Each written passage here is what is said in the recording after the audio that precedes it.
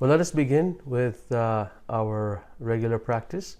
We call this the heart-focused breathing technique. So let us begin by placing our awareness in the area of our heart, and then take slow, deep breaths. Visualize these flowing in and out of your heart. Just breathing a little slower, a little gentler than you normally would. And just feel that gentleness that's flowing into your heart and flowing out of your heart. It's beautiful, gentle breathing.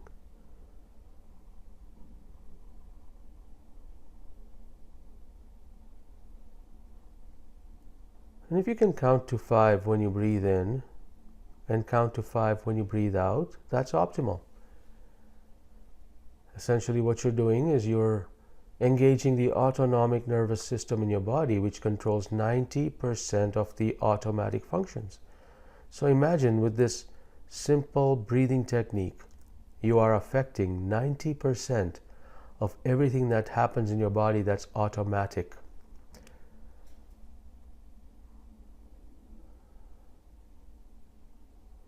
You don't even think about how much enzyme that your body needs to release, or what hormones to produce, or when to digest your food, or when to send the enzymes to digest your food in your body. You don't even think about that. That happens automatically.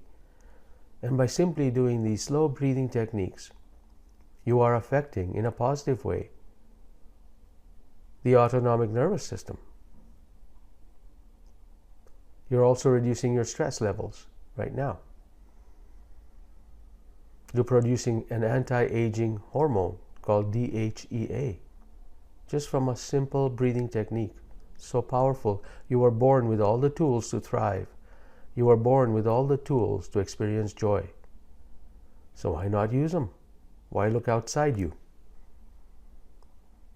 Slow, deep breaths. And visualize these flowing in and out of your heart. Breathing a little slower, a little gentler than you normally would.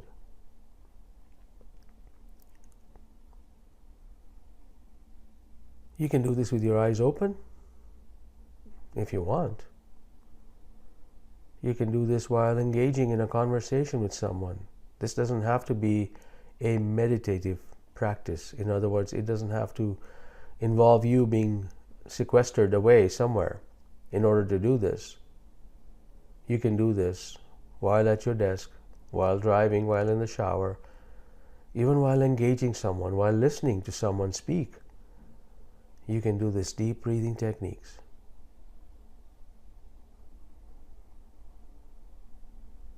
Slow, deep breaths. Visualize them flowing in and out of your heart. Breathing a little slower, a little gentler than you normally would.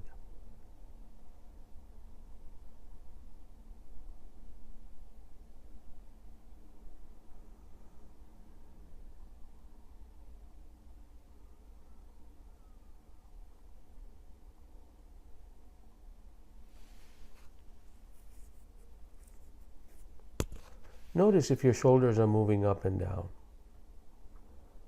If they are, then be mindful that you don't need to do that. You don't need to be laborious when you're breathing this technique. Just allow your shoulders to relax.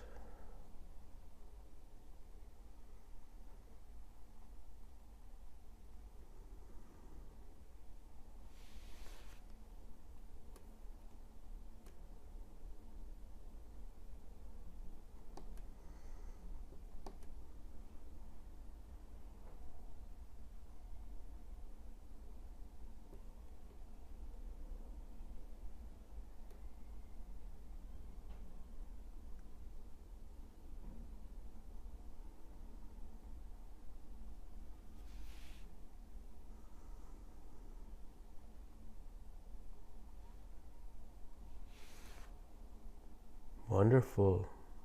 Do this for a few more breaths.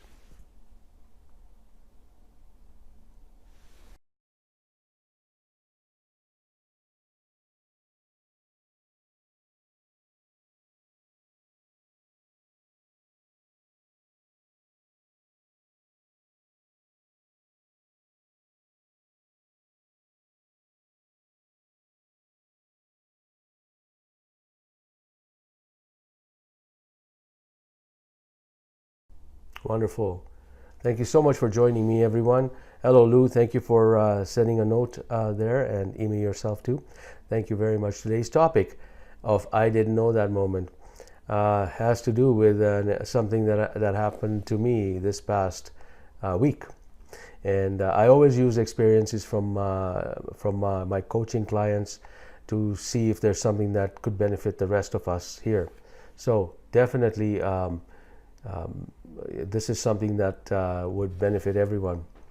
So the question is, are you giving when you should be receiving? And what happened to me was it caught me off guard. I had a friend who called me and said, and we hadn't talked in many years. And she says, Shamir, you've helped me through a lot, a few years back. And I am doing really well based on, because you and I had those conversations and you helped me give me a different perspective. And so I would like to, by gratitude, I'd like to give you a shamanic healing. And it caught me off guard because I really wasn't looking for a healing session from anyone. And this person I hadn't seen in 3 years. So I basically said to her, I said, look, I appreciate what you're trying to do, but let's unpack. Why is it that you feel a need to give me this session? And I so found out is that she was looking to express her newfound talent. She had learned a lot about shamanic healing, and she was just looking for somebody to practice on, so they could give her a feedback. But that's not what she did. She basically came across and said, I want to give you something, whereas she really wanted to receive something. And the receiving was that I want somebody to help me fine-tune my shamanic practice and to give me some advice, or at least be there, enjoy with me as I practice these techniques that I can share with somebody. It's just the sheer joy of sharing with somebody would allow me to feel joy inside. But that is not a giving action. That is a receiving action. And so I said, if you had asked, and she also said that her friend rejected that as well. She says, she was in tears at this point in time. No one wants me to help heal them, was her statement, which is a giving statement, whereas really what she wanted to ask was, no one is there to help me express myself. Those are two different things. And so how are we, you and I, approaching these things when we are really asking for help, but we're framing it in the way that I want to give you something? And this is a fundamental difference, because people are not ready to ask for help because they feel weak, they feel dejected, they feel like beggars. And the whole point about having friends in your life, having people you trust, is all about giving and receiving with compassion. So when there's compassion involved, there is no feeling of shame. There's just joy of expressing each other and being there for each other. So this is something that I would love to hear from you. If you've ever been in a situation where you feel no one is accepting or receiving anything that you're giving, perhaps you need to be framing the questions to your friends differently. So in this example, when this friend of mine said, I really want to give you a shamanic treatment, if she had said, I want to really express this new thing I've learned, and would you be there for me to give me some advice? I would have absolutely jumped on it. Because it's something that she asked, and I'm happy to help her. And then at that point in time, she can then market her business that way. So are you giving when you should be receiving? And it's okay to receive in a place of compassion. Are you able to hold space for somebody so they feel comfortable asking? And that is your job. Your job is to make others feel comfortable when comfortable enough to ask and trust you that you won't judge them. And so that is my sermon this morning. I'd love to hear any comments after the next segment, which is our quick coherence technique. So let us place our awareness in the area of the heart, and let us take slow, deep breaths. So visualize these flowing in and out of our hearts, breathing a little slower a little gentler than you normally would.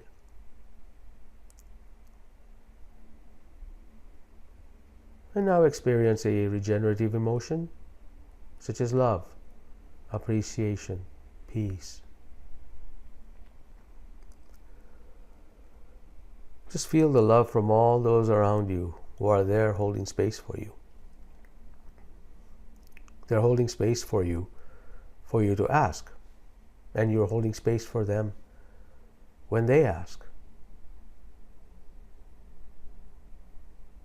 And just the sheer joy in serving each other lightens your heart. Experience that right now, in this moment. Just bring it forward.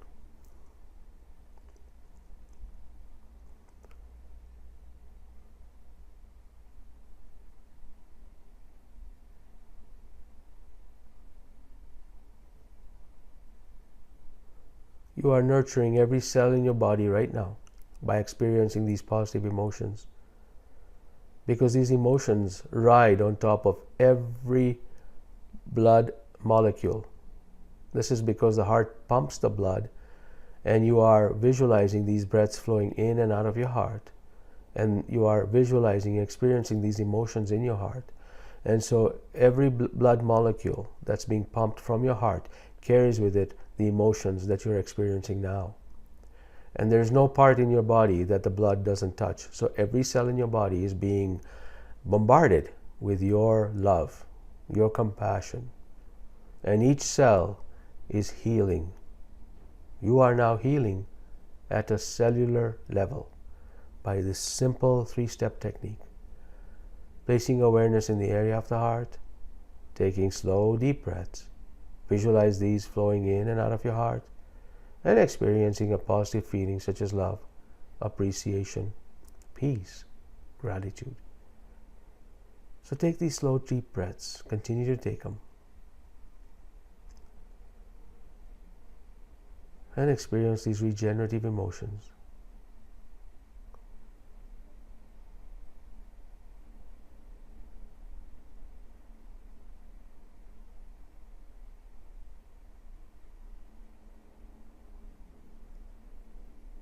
Care, compassion, appreciation, gratitude, joy, courage. All these emotions fuel your purpose.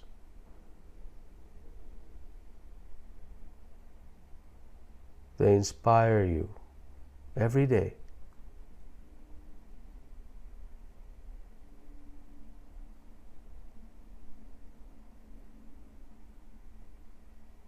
Are you feeling inspired right now?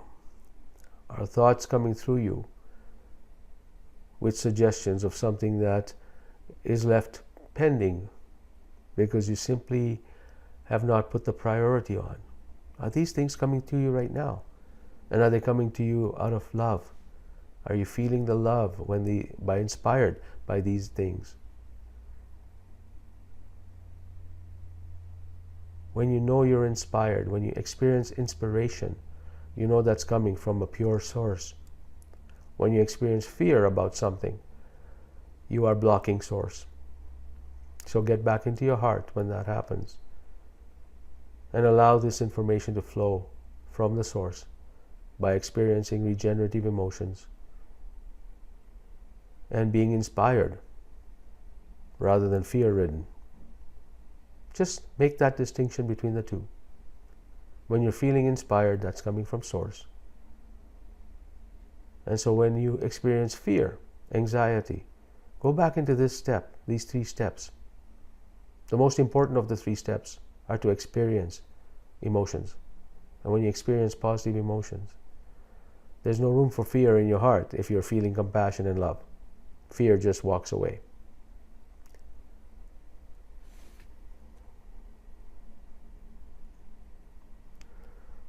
Thank you so much for joining me this morning in your Monday morning Espresso Shot.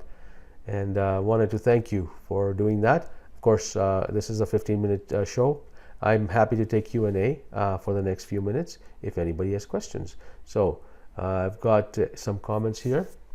From Imi to everyone. I feel for your friend Shamir. It sounds like they may have a wall up, not able to love thyself or have trust, compassion for herself, which makes it scary to ask for help and receive love and compassion from others. You know, Amy, you're exactly right. That's exactly. I didn't unfold the story far enough, but in essence, that's exactly what it was. It was her. Her walls were up, and you know, I have to admit, my walls were up too, because she took me off guard. So our walls were up together, and so we helped each other. And isn't that the whole story around this? Is that when somebody talks to you and gets you off guard, that's an opportunity for you to experience a shadow part in you that says, why are my walls up? And what am I afraid of? And that's the fear. And then you move into that inspirational stage. And then once you do that, we had amazing breakthrough. Actually, we that conversation lasted an entire day throughout. You know, we were calling each other back and forth with epiphanies that we were experiencing about this particular situation. And it was a wonderful experience. But both of us handled it really well. So that was awesome. Lou, when people offer gifts too often, there is a hidden agenda or needing something, wanting to appear in a certain way. Yes, I get it. Yeah, you know that, you know, the people can offer gifts too often. It's the genuineness of that offer, or I should say, more so, what's behind that offer. Is sometimes people don't understand that when they're giving something, it's because they feel, and there's an ingrained subconscious belief system there. And I've seen that happen lots. I've had a client that I coached not a few days ago. Basically what it is that they give from childhood. They've been so used to giving in the hopes that they're going to get accepted by their parents or by somebody. So for them, they learned very early on that by giving, they will get accepted, and by not giving, they will be shunned. So that's a typical childhood kind of experience that we have. It's because if parents have 3 sets of kids, the one that cries the most will get the attention. The other ones won't. So they will get the attention if they start doing things and they get noticed, and then basically they do more, so they get noticed more. And that's something that all of us face, and we have to work through that. And so right now the question is, when we're giving, is it because we've got this childhood belief system running around that says we can only receive goodness from the world if we give? And that's a conditional statement. And I'd like people, yourself and myself, to be able to catch ourselves during this time and say, well, hang on a second.